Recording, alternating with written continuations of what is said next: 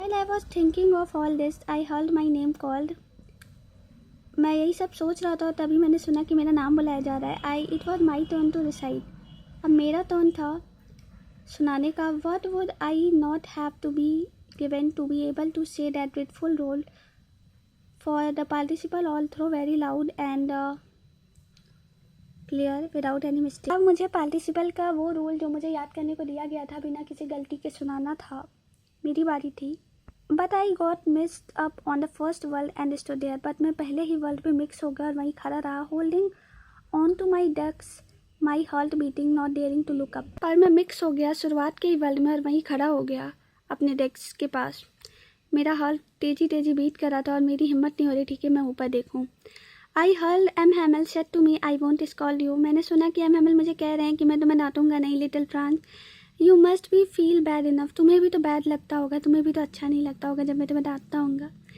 C how it is every day we would have said our self. उन्होंने कहा कि हम रोज़ अपने आप से कहते हैं वाह I have a plenty of time, कि मेरे पास बहुत ज़्यादा समय है। I will learn it tomorrow, मैं इसे कल सीख लूँगा। And now you see where we have come out. और अब देखो हम कहाँ आ चुके। That's the great trouble with Alsace. और अब ये बहुत बड़ी कठिनाई आ गई अल्सेज पे। She puts off learning till tomorrow. अब वो कल नहीं सीख सकती। Now those fellows out there will have the right to say to you. अब वो जो लोग आ रहे हैं उनके पास ये राइट होगा तुम्हें कहने का। How if it you pretended to be Frenchman. अगर तुम कहोगे कि तुम फ्रेंचमैन हो, and yet you can neither speak not write your own language. तुम कैसे फ्रेंचमैन हो वो तुमसे पूछेंगे जो अपनी ही लैंग्वेज नहीं लिख पा रहा है। ये उन्होंने सबसे कहा, फ्रांस से अकेले नहीं कहा। But you are not the worst poor little Franz. पर तुम सबसे ख़राब नहीं हो Franz. We all have a great deal to reproach our self with. हम लोगों को सबको पास एक बहुत अच्छी डील है और हम सब लोगों को अपने आप को सुधार लेना चाहिए।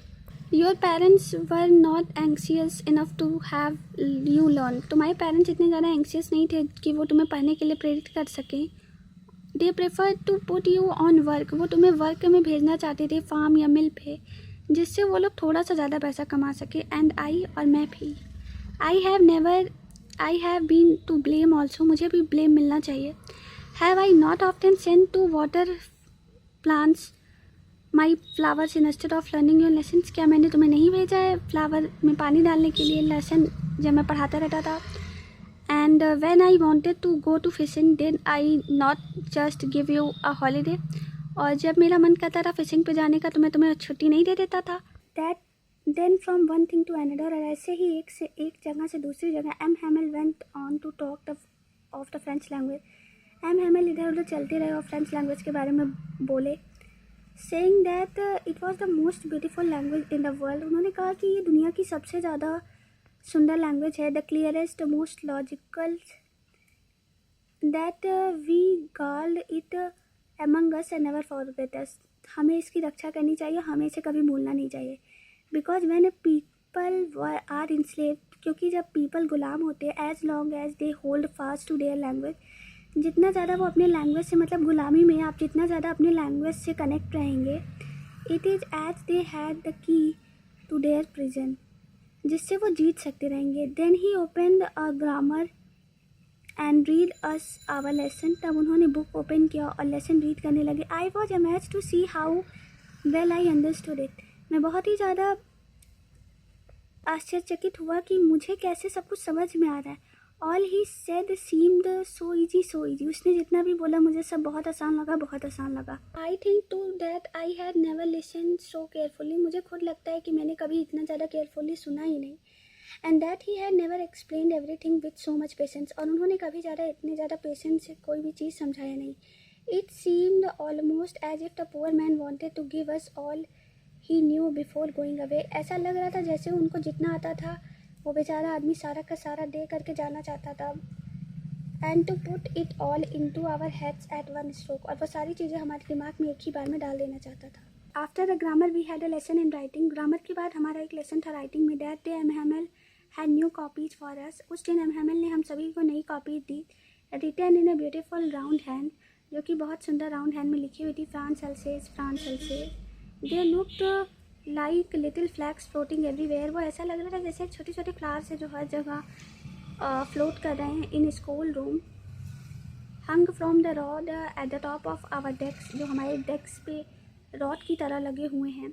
You ought to have seen how every one set to our work and quite it was. तुम्हें ऐसा लगेगा, उस दिन ऐसा लग रहा था जैसे सभी लोग अपने काम में बहुत ही ज़्यादा दृढ़ के हैं और कितना ज़्यादा उस दिन शांति थी। The sound was scratching of the pens over the paper.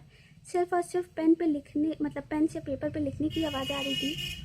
One some beetles flew in, कुछ बीटल्स अंदर आ गए, but nobody paid any attention to them, पर किसी ने भी उनके ऊपर कोई ध्यान नहीं दिया। नॉट द लिटिल वंस, छोटे छोटे बच्चों ने भी नहीं दिया। Who work right on tracing their fixed hooks as it was French, जो जैसे जब हम फिश करने जाते हैं, मतलब फिशिंग करने जाते हैं, तो हम अपने हुक पे बहुत ज़्यादा ध्यान देते हैं, वैसे ही सब अपनी कॉपी पे ध्यान दे रहे थे। On the roof the pigeons coo very low, छत पे जो है पिजेंट्स जो है चहचहा रहे थे बहुत ही लो वॉइस में। And I thought to myself will they make them to print in German even the pigeons. तो मैंने ये सोचा कि ये लोग जो है, जो लोग आ रहे हैं वो हमें जर्मन सिखाने के लिए पाबंद कर रहे हैं, तो क्या जो पिजेंट्स जो है बोल रहे हैं, चहचहा रहे हैं, क्या वो उन्हें भी जर्मन बोलने के लिए मजबूर कर सकते हैं? ये मैंने सोचा, मतलब फ्रांस ने सोचा। Whenever I looked up from my writing, जब भी मैं जो है ऊपर देखता था अपनी राइटिंग से, I saw M. Hamel sitting motionless in his chair। मैं देखता था कि M. Hamel जो है अपनी चेयर पे स्तब्ध बैठे हुए हैं and gazing first at one thing, और वो एक तक देख रहे हैं, देन एट अनदर, मतलब एक चीज़ पे पहले एक तक देख रहे हैं, फिर दोबारा दूसरी चीज़ पे एक तक देख रहे हैं। As if he wanted to fix in his mind just how everything, जैसे वो अपने दिमाग में फिक्स करना चाहते हैं जैसे हर चीज़। Looked in that little school room, जो उन छोटे छोटे स्कूल रूम में मतलब रखा हुआ था। Fancy for the 40 years, fancy, वो 40 सालों से वहीं पे सेम जगह पे काम कर रहे हैं। उनका गार्डन है बाहर विंडो के, and his class in front of him, और उनकी क्लास उनके सामने है। Just like that one of the desk and benches had been worn smooth, the walnut trees in the garden were taller. मतलब जो बेंच थी वो स्मूथ थी जब वो आए थे, बट बच्चों ने उस पर इतना ज़्यादा गूंथ दिया था कि वो जो है अब रफ हो गई थी। और जो वालनट ट्रीज थे जब वो आए थे तो वो छोटे छोटे थे, पर अब वो बड़े हो गए थे। And hope green that he had planted himself twined about the windows to the roof, और जो एक पेड़ होता है होप फीन, जो उन्होंने खुद ही प्लांट किया था, वो अब इतना बड़ा हो गया था कि वो विंडो तक आने लगा था। How it was much broken his heart to leave all it all, उसका, उस बेचारे आदमी का सोचो कितना दिल दुख रहा होगा जब उसे ये सारी चीज़ें जो उसकी आंखों के सामने हुई थी छोड़ के जाना हो रहा था।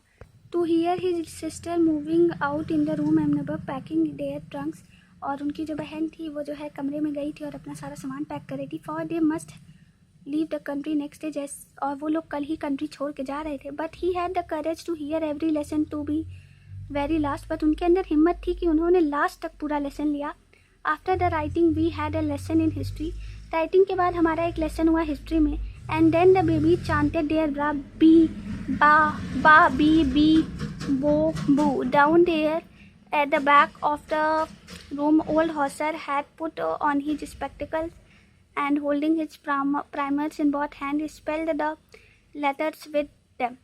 You could see that he was trying, मतलब जो ओल्ड प्राइमर था वो ले करके प्राइमर आया था अपनी बुक्स में, उसने अपने स्पेक्टिकल्स रखे और आप देख सकते थे, मतलब अगर आप वहाँ प्रेजेंट होते, कि वो खुद रो रहा था। उसकी जो वॉइस थी वो रोने की वजह से काँप रही थी। And it was so funny to hear him, और बहुत ज़्यादा फ़नी हो रहा था उसको सुनना। That we all wanted to laugh and cry, how well I remember it the last lesson, और मुझे याद है वो हमारा लास्ट लेसन था। All at once the church clock struck 12, और उसी समय जो चर्च की क्लॉक थी उसमें 12 बजा। And then the Angelus at the same moment the trumpets of the Prussian returning from drill sounded under the window, और प्रसियन सोल्जर्स आ रहे थे। M Hamel stood up very pale in his chair, I never saw him so tall, और M Hamel अपनी chair से उठे, काफ़ी वो पेल लग रहे थे उस समय, और मैंने कभी उनको इतना लंबा नहीं देखा था। माई फ्रेंड्स सेड ही आई, मेरे फ्रेंड्स ने कहा he who, I but something choked him, बट उन्हें कुछ किसी चीज़ें ने रोक दिया. He could not go on, वो जा नहीं पाए. Then he turn to the blackboard. तब वो ब्लैक बोर्ड की तरफ टर्न हुए. उन्होंने एक चौक का पीस उठाया and bearing on with all his might, और उन्होंने अपनी सबसे ज़्यादा ताकत लगाई. और he wrote as large as he could. उन्होंने लिखा जितना लंबा वो लिख सकते थे, vive la France. Then he stopped and leaned his head against the wall. फिर वो उठे और उन्होंने अपना सिर दीवार की तरफ झुका लिया. And without a word he made gesture to us with his hand. और बिना कुछ बोले उन्होंने जो है ऐसा हाथ हिलाया कि जिससे मतलब हमें पता चला स्कूल इज डिसमिस्ड, मतलब स्कूल ख़त्म हो सकता है. स्कूल ख़त्म होता है. यू मे गो, आप सभी जाएं. विवे ला फ्रांस. विवे ला फ्रांस मतलब होता है लॉन्ग लिव फ्रांस. ये पेपर में आपसे पूछा जा सकता है, तो आप इसको याद कर लीजिए. विवे ला फ्रांस मतलब होता है long live France. Thank you. इसी के साथ ही आपका चैप्टर ख़त्म होता है.